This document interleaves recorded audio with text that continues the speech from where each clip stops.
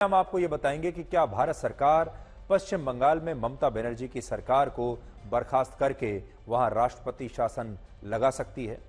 यह सवाल इसलिए उठ रहा है क्योंकि राष्ट्रपति द्रौपदी मुर्मू ने कोलकाता की घटना पर 3 पन्नों का एक बयान जारी किया है और यह शायद पहली बार है जब मोदी सरकार में किसी राष्ट्रपति ने इस तरह से किसी राज्य की घटना के बारे में, किसी राज्य की घटना को इतनी कड़ी शब्दों में उसकी निंदा की है। राष्ट्रपति के इस बयान का शीर्षक है women's safety enough is enough, यानी अब बस बहुत हुआ। 3 पन्नों के इस बयान में राष्ट्रपति द्रौपदी मुर्मू ने 7 बड़ी बातें लिखी हैं। पहली बात, कोलकाता की घटना से पूरा देश सख्ते में है और जब मैंने इसके बारे में सुना तो मैं बड़ी निराश और भयभीत हो गई। ज्यादा दुख की बात यह है कि यह घटना अकेली घटना नहीं है, यह महिलाओं के खिलाफ अपराध का एक हिस्सा है। दूसरा, जब छात्र और डॉक्टर्स कोलकाता में विरोध प्रदर्शन कर रहे थे तब अपराधी देश में दूसरी जगहों पर अपने शिकार खोज रहे थे और बदलापुर में भी ऐसी घटना हुई थी। तीसरा, कोई भी सभ्य समाज अपनी बेटियों और बहनों पर इस तरह के अत्याचारों की इजाजत नहीं दे सकता और देश के लोगों का गुस्सा जायज है और राष्ट्रपति ये भी कहती हैं कि वो भी इससे बहुत गुस्से में है।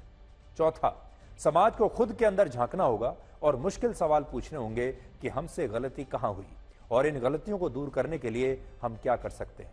पांचवी बात, हमारे देश में अब भी एक घटिया सोच है जो महिलाओं को कम करके आंकती है और उन्हें उपभोग की वस्तु की तरह देखती है और यही महिलाओं के खिलाफ बढ़ते अपराधों की एक वजह है। और दिल्ली के निर्भया कांड के बाद 12 वर्षों में बलात्कार की अनगिनत घटनाओं को समाज ने भुला दिया है और हमारे समाज की भूलने की यही आदत सबसे खराब है। अपनी चिट्ठी में राष्ट्रपति ने यह भी लिखा कि महिलाओं के खिलाफ ये अपराध पूरी दुनिया में हो रहे हैं और ये बहुत चिंताजनक बात है। और वो ये भी लिखती हैं कि बलात्कार की घटनाओं को रोकने के लिए कई कानून बने हैं और इसके लिए सामाजिक मुहिम भी चलाई गई हैं, लेकिन फिर भी कोई ना कोई चीज हमारे रास्ते में आ जाती है और ये हमें परेशान करती है। भारत के किसी भी राज्य में राष्ट्रपति शासन लगाने का अधिकार केंद्र सरकार के पास होता है, यानी मोदी सरकार अगर आज चाहे तो राष्ट्रपति शासन लगा सकती है। लेकिन ये कैसे लगता है और क्या ये इतना आसान होगा? भारतीय संविधान का अनुच्छेद 356 और 365 कहता है, अगर देश के राष्ट्रपति को लगता है कि किसी राज्य में संविधान का पालन नहीं हो रहा और वहां केंद्र के दिशा निर्देशों की अनदेखी हो रही है तो उस राज्य में राष्ट्रपति मौजूदा सरकार को बर्खास्त करके वहां राष्ट्रपति शासन लगा सकते हैं और इस फैसले के बाद केंद्र सरकार वहां राष्ट्रपति शासन को लागू कर सकती है। भारत के लोकतांत्रिक इतिहास में ऐसा 50 से ज्यादा बार हुआ है जब देश के अलग अलग राज्यों में मौजूदा सरकारों को बर्खास्त करके वहां राष्ट्रपति शासन लगाया गया है और इस मामले में भी अगर केंद्र सरकार चाहे तो राष्ट्रपति शासन पश्चिम बंगाल में लग सकता है। अब देखिए रेप पर राजनीति कैसे होती है। ममता बनर्जी की पूरी रणनीति यह है कि वो इस रेप को इस तरीके से दर्शाएं कि वो भी इस रेप के खिलाफ हैं। वो खुद आरोपी संजय रॉय की फांसी के लिए मांग कर रही हैं, उसके लिए प्रदर्शन कर रही हैं और वो ये भी बताना चाहती हैं कि जो इस तरह के बलात्कार होते हैं वो सिर्फ पश्चिम बंगाल नहीं बल्कि पूरे देश में होते हैं और पूरे देश में हो रहे बलात्कारों को मोदी सरकार को रोकना चाहिए और इसको लेकर कानून बनाना चाहिए। वो सीबीआई पर भी सवाल उठाती हैं लगातार, कहते हैं कि सीबीआई ने अभी तक संजय रॉय के खिलाफ कोई ऐसा कदम नहीं उठाया, उसे सजा कब मिलेगी। तो वो इसे एक राष्ट्रीय मुद्दा बनाना चाहती है। बीजेपी इस पूरे मामले को एक राज्य का मुद्दा बनाना चाहती है। बीजेपी यह बताना चाहती है कि पश्चिम बंगाल में कानून व्यवस्था बहुत खराब हो चुकी है, वहां पर महिलाएं सुरक्षित नहीं हैं और इसलिए ये दोनों अलग अलग तरह की जो रणनीतियां हैं ये चल रही हैं। और अब आप इन तस्वीरों को देखिए जिनमें सरकारी बसों के ड्राइवर आज हेलमेट पहनकर बस चला रहे थे पश्चिम बंगाल में, क्योंकि आज बीजेपी ने राज्य में 12 घंटे का बंद बुलाया था। लेकिन ममता बनर्जी ने अपने सरकारी कर्मचारियों को यह नोटिस जारी कर दिया था कि चाहे कोई कितना भी बंद बुलाए लेकिन उन्हें हर हालत में ड्यूटी पर आना ही पड़ेगा। और इस बंद के दौरान आज फिर से कई इलाकों में हिंसा हुई और बीजेपी का आरोप है कि टीएमसी के नेताओं ने बीजेपी के नेताओं पर बम और बंदूक से हमले भी किए। अब आपको यह बताएंगे कि उत्तर प्रदेश में योगी सरकार ने सोशल मीडिया इन्फ्लुएंसर्स के लिए एक नई नीति लागू की है जिसके तहत अब उत्तर प्रदेश की सरकार यूट्यूबर्स और दूसरे सोशल मीडिया इन्फ्लुएंसर्स को हर महीने 8 लाख रुपए तक देगी और बदले में उन्हें उत्तर प्रदेश सरकार की अलग अलग योजनाओं के बारे में लोगों तक जानकारी पहुंचानी होगी। इससे पहले राज्य सरकारें, आपको याद होगा, टीवी पर तो अपने विज्ञापन देती ही हैं, लेकिन अब वो ये समझ चुकी हैं कि इन सोशल मीडिया इन्फ्लुएंसर्स की ताकत कितनी बढ़ गई है। इसलिए इसे लेकर योगी सरकार ने अब ये नई नीति बनाई है। इस योजना का नाम है उत्तर प्रदेश डिजिटल मीडिया नीति और इस नीति को लागू करने के पीछे सरकार ने 2 उद्देश्य बताए हैं, जिनमें पहला है सोशल मीडिया के जरिए लोगों को रोजगार देना और दूसरा सरकारी विज्ञापनों को सोशल मीडिया इन्फ्लुएंसर्स की मदद से आम जनता तक पहुंचाना। तो देखिए, असल में ये एक बहुत बड़ी एम्प्लॉयमेंट स्कीम भी हो सकती है और इसके जरिए योगी सरकार सोशल मीडिया पर जो लोग हैं, खासतौर पर युवा, उन्हें यह बताने की कोशिश कर रही है कि अब आप सोशल मीडिया के जरिए भी पैसा कमा सकते हैं। सरकार ने इसके लिए सोशल मीडिया इन्फ्लुएंसर्स को उनके फॉलोअर्स और उनके सब्सक्राइबर्स के हिसाब से 4 श्रेणियों में बांटा है, जिनमें पहली श्रेणी में वो इन्फ्लुएंसर्स होंगे जिनके फॉलोअर्स की संख्या सबसे ज्यादा है और ऐसे इन्फ्लुएंसर्स को सरकार हर महीने अधिकतम 5 लाख रुपए देगी। दूसरी श्रेणी में हर महीने 4 लाख, तीसरी श्रेणी में 3 लाख और चौथी श्रेणी में अधिकतम 2 लाख रुपए दिए जाएंगे।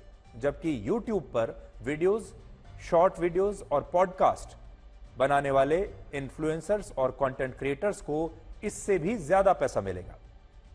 यूट्यूबर्स पर पहली श्रेणी के इन्फ्लुएंसर्स को अधिकतम 8 लाख रुपए, दूसरी श्रेणी में 7 लाख, तीसरी श्रेणी में 6 लाख और चौथी श्रेणी में आने वाले इन्फ्लुएंसर्स को सरकार हर महीने अधिकतम 4 लाख रुपए देगी। जिनके बाकी यूट्यूबर्स के मुकाबले कम सब्सक्राइबर्स होंगे उन्हें कम पैसा मिलेगा, जिनके ज्यादा सब्सक्राइबर्स होंगे उन्हें ज्यादा पैसा मिलेगा और इसके बदले में इन सभी इन्फ्लुएंसर्स को और यूट्यूबर्स को सरकार के लिए ये 5 काम करने पड़ेंगे। सबसे पहले तो उन्हें सरकार के पास जाकर अपना खुद का रजिस्ट्रेशन करवाना पड़ेगा।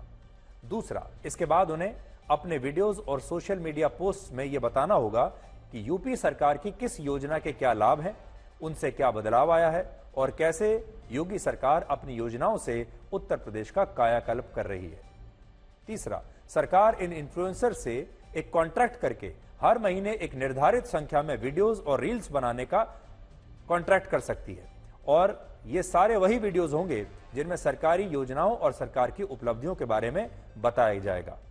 चौथा, YouTube पर इन इन्फ्लुएंसर्स को सरकार की योजनाओं की जानकारी देते हुए विस्तृत वीडियोस और पॉडकास्ट बनाने होंगे और इन पॉडकास्ट वीडियोस में कोई बड़ा यूट्यूबर आपको हो सकता है मुख्यमंत्री योगी आदित्यनाथ का इंटरव्यू करते हुए भी दिख जाए और यही कारण है कि इसे योगी सरकार की एक गेम चेंजर पॉलिसी माना जा रहा है, जिसे आप इन आंकड़ों से भी आज समझ पाएंगे। भारत में सोशल मीडिया यूजर्स की संख्या लगभग 100 करोड़ हो चुकी है, जबकि सोशल मीडिया इन्फ्लुएंसर्स की संख्या 40 लाख के आसपास है। मतलब क्या है इसका? मतलब इस समय भारत में ये 40 लाख इन्फ्लुएंसर्स सोशल मीडिया पर देश के 100 करोड़ लोगों को बताते हैं कि उन्हें क्या खाना चाहिए, कहां जाना चाहिए, क्या खरीदना चाहिए, जीवन में क्या करना चाहिए, यानी ये उनके हर फैसले को प्रभावित करते हैं। और हमारे देश के ज्यादातर लोग इन इन्फ्लुएंसर्स के बताए हुए रास्ते पर चलने भी लगते हैं और वही सामान खरीदने लगते हैं जो ये इन्फ्लुएंसर्स कहते हैं। इनकी मदद से बड़ी बड़ी जो कंपनियां हैं वो अपने प्रोडक्ट्स का विज्ञापन भी करवा रही हैं। भारत में सोशल मीडिया का इस्तेमाल करने वाले 60% लोग सोशल मीडिया इन्फ्लुएंसर्स और कंटेंट क्रिएटर्स के वीडियो पर आंख बंद करके विश्वास कर लेते हैं और हमारे देश में आजकल 49% खरीदारी उन सामानों की हो रही है जिन्हें सोशल मीडिया इन्फ्लुएंसर्स अपने वीडियोस और पोस्ट में प्रमोट करते हैं। और सोचिए, जब लोग इन इन्फ्लुएंसर्स के कहने पर ये सारे प्रोडक्ट्स खरीद लेते हैं तो जब यही इन्फ्लुएंसर्स योगी सरकार की योजनाओं की तारीफ करने लगेंगे, सरकार की उपलब्धियों के बारे में आपको बताने लगेंगे, तो लोगों का इनकी बातों पर कितना गहरा असर होगा और चुनाव में इससे सरकार को हो सकता है बड़ी मदद भी मिल जाए।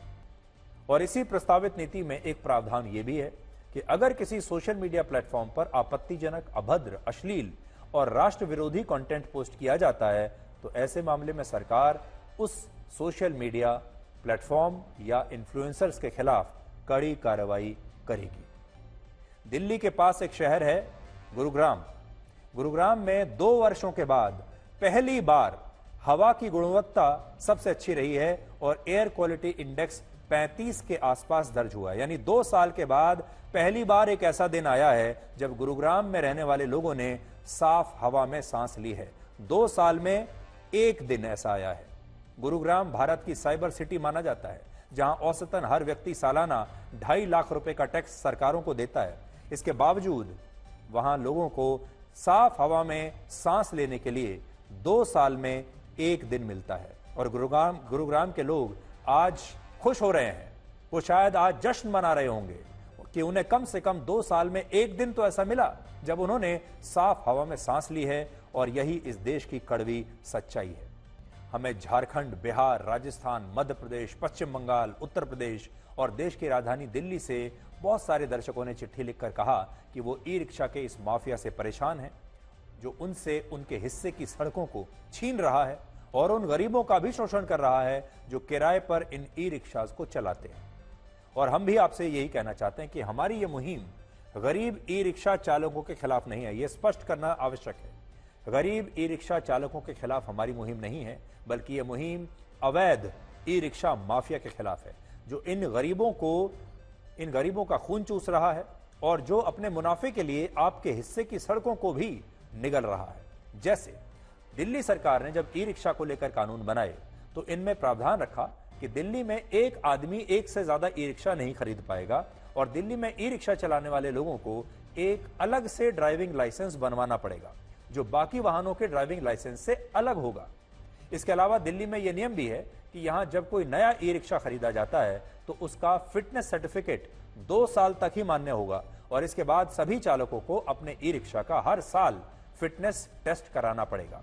और दिल्ली में अगर कोई ई रिक्शा 7 साल पुराना हो जाए तो वो अनफिट माना जाएगा और उसे फिर आप चला नहीं पाएंगे।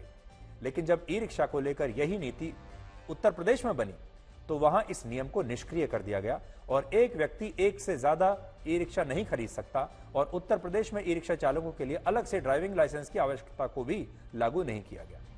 यही नीति जब बिहार में लागू हुई तो वहां सरकार ने यह कानून बनाया कि लोगों को ई रिक्शा चलाने के लिए ड्राइविंग लाइसेंस की आवश्यकता ही नहीं है और वो सिर्फ आधार कार्ड दिखाकर ई रिक्शा चला सकते हैं। इसी तरह अलग अलग राज्यों की नीतियों के कारण ई रिक्शा का माफिया हमारे देश में पैदा हो गया, जिसने इन नियमों का फायदा उठाकर गरीबों का शोषण शुरू किया और हमारी सड़कों पर अनफिट और अवैध ई रिक्शा चलने लगे। आप टेलीग्राम ऐप के बारे में तो जानते ही होंगे। आप में से बहुत सारे लोग टेलीग्राम का इस्तेमाल भी करते होंगे। जिन्हें आप अभी देख रहे हैं ये पवेल दुरोव हैं और इन्हें गिरफ्तार कर लिया गया है।